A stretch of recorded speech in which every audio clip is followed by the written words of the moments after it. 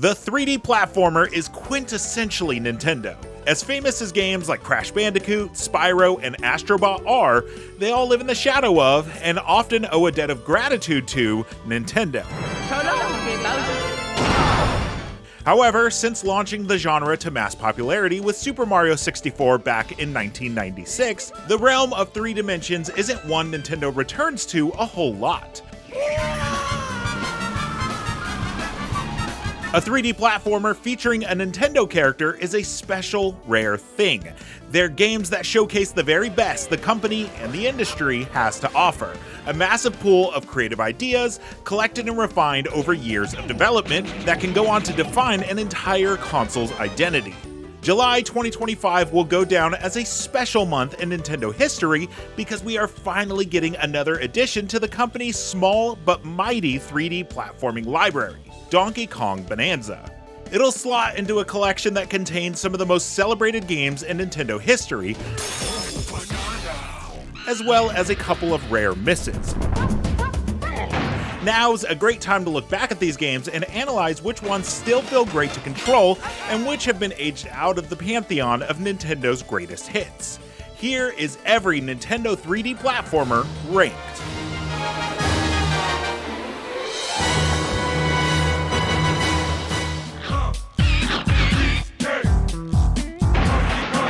Despite some glowing reviews at the time of its release, Donkey Kong 64 has become Nintendo's default bad platformer. In theory, the barrage of ideas the game throws at you are pretty cool, and it's easy to see how reviewers at the time were impressed by DK64's size. It infamously contains almost 4,000 items to collect. Some can only be picked up by specific characters, some are only accessible by using specific items, and others are hard-earned rewards for completing minigames. A game having this much variety is usually good. However, in practice, DK64 is just tedious. The levels aren't interesting enough to keep backtracking through with different characters, which quickly erodes the novelty of switching between Kongs. It also runs into the key problem many games of this era do. Eclipsing King K. Rool, the camera is the toughest enemy you'll come across. It constantly battles your attempts to see the landscape clearly. Great platformers are satisfying to play, and DK64 is the antithesis of that.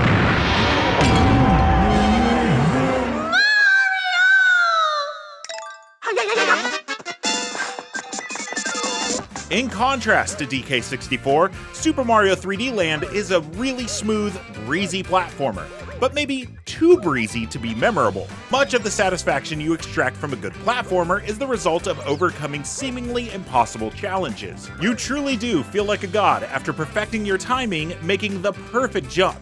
But you could beat 3D Land within a weekend and 100% it over a week without too much strain or focus. It's a fun, pocket-sized platformer that uses the 3DS's gimmicks really well, but it sadly fails to make a lasting impact. But, as mentioned earlier, 3D Land is beautifully smooth. It hails from an era when Nintendo had character movement and platformers down to a supremely satisfying science. It feels great to move Mario around, even without using any power-ups, and combined with a great sense of momentum and fantastic world design, it ensures the levels are a joy to fly through.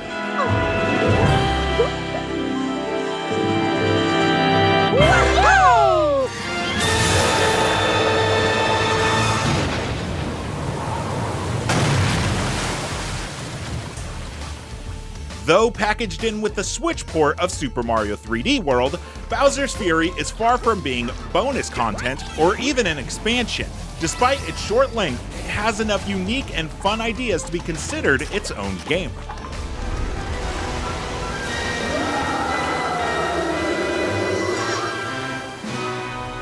Rather than being made up of many separate levels as so many Mario adventures are, Bowser's Fury features one big open world that evolves over time. It's the most open a 3D Mario has ever been, which not only feels freeing, but it's also a great proof of concept of how sandbox Mario games can push above and beyond the classic, but unquestionably old school models of Mario 64 and Odyssey. Bowser's Fury also introduced immediately iconic imagery to the franchise, with kaiju versions of Bowser and Catsuit Mario going blow for blow multiple times throughout the game.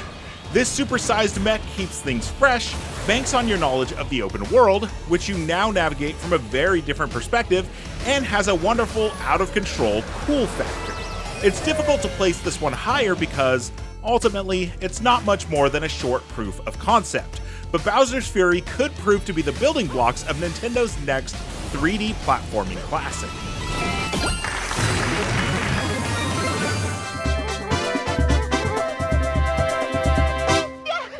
Keeping the Mario series fresh has been a delicate balancing act for Nintendo. Each game has to introduce a new mechanic that helpfully changes the way you play, but not so much that the basics of Mario platforming are lost. The Flood Water Backpack might be the most innovative platforming aid Nintendo has ever introduced. Its many different nozzles turn it into an H2O Swiss Army knife that evolves throughout the game, allowing you to be creative in how you choose to reach the next ledge. Welcome to the sun-drenched tropical paradise of Isle Delfino. We're so pleased to welcome you to our beautiful home. Isle Delfino stands out as an iconic Mario location to this day, and shine sprites are way cooler than stars and moons, but there are some issues, including some uninspiring challenge levels and a few game-breaking glitches. Ultimately though, the way Mario Sunshine splits the difference between free-roaming sandbox design and linear progression is frustrating. It would be better for nailing just one of them.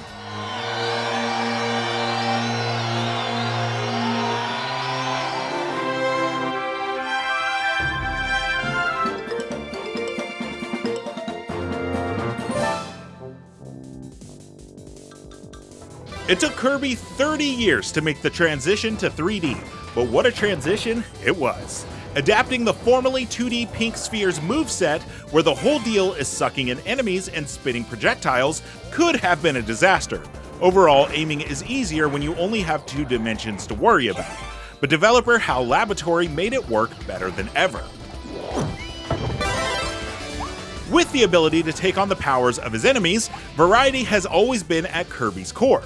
Forgotten Land takes this further than ever before with Mouthful Mode, which allows Kirby to take on the form of inanimate objects like vending machines, which throw out tin cans as a form of attacks, and cars, which speed you through levels.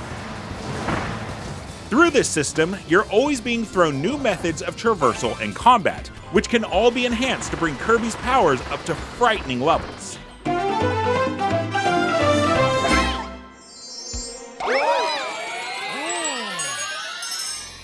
Super Mario 3D World was a very good Wii U game that became excellent on the Nintendo Switch. All it took was a faster running speed for the incredible level design to truly shine. Outside of the Galaxy series, this is as good as Nintendo gets for linear 3D platforming, using a fun pool of power-ups and platform types to push the series' classic mechanics to their absolute limits. All this comes together to create one of the most famous levels in Mario history, Champion's Road, a staggeringly difficult culmination of everything obtained across your 3D World adventure. Despite the great level design, movement in 3D World is a little stilted due to the lack of full analog control. This means Mario and crew are just not as satisfying to move around as they are in games higher up on this list. It's also unremarkable visually, coming from an era of Mario where everything was a bit too inert and vanilla. It's a winner when it comes to really fun and challenging levels, but unspectacular in other, arguably less important departments.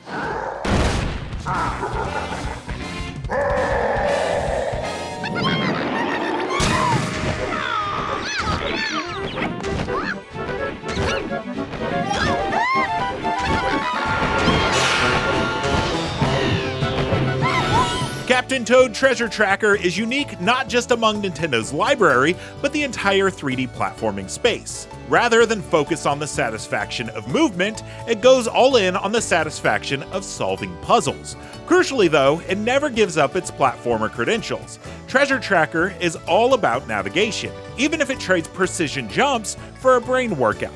Captain Toad features diorama-like levels that you rotate in order to guide your little explorer mushroom towards a power star. With no ability to jump, it's all down to the power of perception. We were introduced to the concept through bonus levels in Super Mario 3D World, but Nintendo took that small idea and expanded it to its wildest reaches, designing puzzles so intricate and challenging that you can't help but be charmed.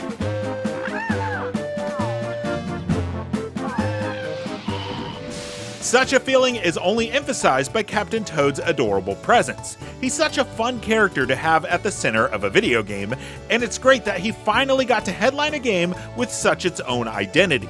Treasure Tracker is a short and sweet gem in both the Wii U and Switch libraries. Oh, yeah!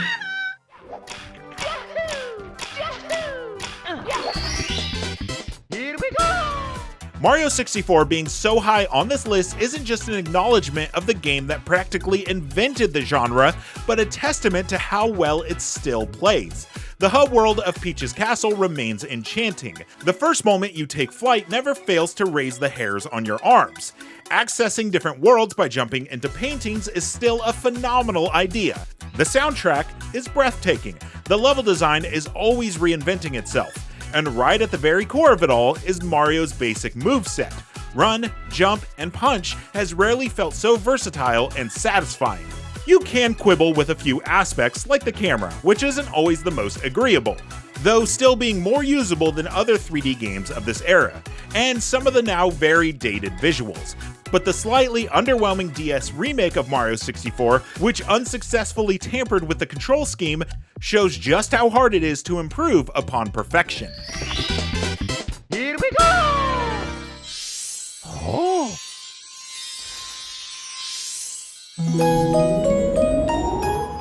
Super Mario Galaxy was Nintendo's first attempt at making a game that felt cinematic. The scale is massive, and not just because of the outer space setting. Each galaxy feels worthy of that name, being sprawling, multifaceted areas filled with creative challenges. You're given time to appreciate each star system's grandeur as you soar through them, boosted by launch stars or floating while holding onto flower stems. The orchestral soundtrack supercharges these moments and infuses Galaxy with the greatest feeling of adventure the series has ever had up until this point. It's safe to say that Nintendo nailed its bigger and bolder ambitions. Galaxy's biggest innovation, though, is its gravity mechanics, which adds another layer of satisfaction and difficulty to the impeccable level design. Attempting an ambitious jump and making it thanks to just being caught by the planet's gravity feels incredible, and that's what great platforming is all about, giving you the confidence to try the craziest jumps. Also contributing to Galaxy's uniqueness is a truly memorable story, a rarity among this list, with Rosalina's history slowly revealed as you complete each area.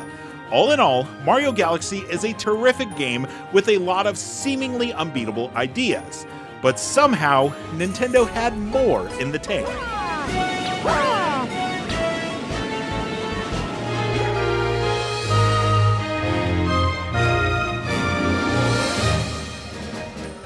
By opening with a 2D platformer storybook-style sequence, Mario Galaxy 2 gives you the warm, fuzzy feeling of being back in a beloved world.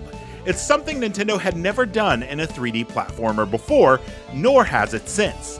Galaxy 2 remains Mario's lone 3D direct sequel, and from your first flick of the Wiimote in Sky Garden Galaxy, you can see exactly why Nintendo had to return. You're reminded of how smooth and intuitive the controls are, and how beautiful the world is. More Mario Galaxy would have sufficed, but Galaxy 2 introduces something Nintendo could stand to add to many other sequels: Yoshi. Riding around on the green dinosaur's back adds so much depth thanks to his unique abilities. This expanded toolset gives Galaxy 2 a whole new identity of its own, allowing you to rediscover the charm of Galaxy through a new lens. For example, his flutter jump is a wonderfully practical platforming aid, providing another tool to pull off crazier jumps. Without Yoshi, Galaxy 2 wouldn't feel anywhere near as fresh, but his addition, along with many new items, only enhanced what was already one of the greatest platformers ever made. This list would feel incomplete without at least acknowledging BanjoKazooie and BanjoTooie. Developed by British studio Rare, the characters are not actually owned by Nintendo. However, the bear and bird combo feel like they define the N64 era of 3D platformers just as much as Mario 64 does. BanjoKazooie is a foundational collectathon, striking the right balance between having a lot to collect and feeling satisfied when you literally find another piece of the puzzle. Fans were drawn in by BanjoKazooie's strong visual identity, but it's Rare's unique mode of platforming that proves the real sticking point, with each character having their own strengths you need to equip at the right time. The Talon Trot, which sees Banjo riding up on Kazooie's back, is a fun mechanic and visual even to this day. BanjoTooie expanded the scope further with less collectibles but more abilities and variation. It's a tragedy that Nintendo and Rare are no longer able to team up for a new BanjoKazooie, since the world is ready for a new adventure.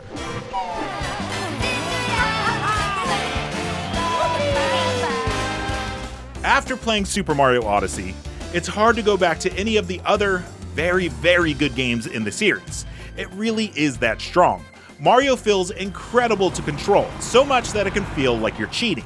His throwable hat, Cappy, who can be used to extend your jumps, represents the core Nintendo principle of being easy to play but difficult to master. Once you master everything Cappy can do, as a platforming aid, not even counting his enemy capturing abilities that unlock a whole host of new skills, you're able to reach places that feel genuinely forbidden. Throwing Cappy out and jumping on him before diving onto a ledge feels so natural and smooth, and yet it's a move that's far more complex than anything featured in a Mario game ever. One of the reasons why Mario Odyssey's movement feels so great is how wide-reaching the world is. Its extensiveness encourages exploration. There isn't a ledge you can't reach. Nothing is just for show, and when you reach a forbidden area, there's a pile of coins waiting as congratulations for your feat.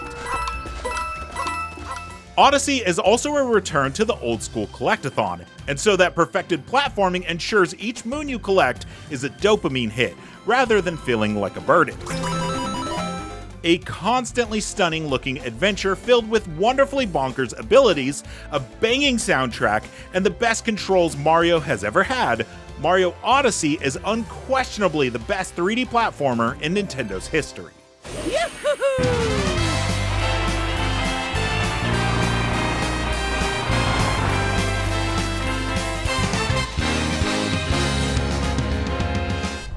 And that's our ranking of all of Nintendo's 3D platformers. Do you agree with our choices, or would you have had something else in the top spot?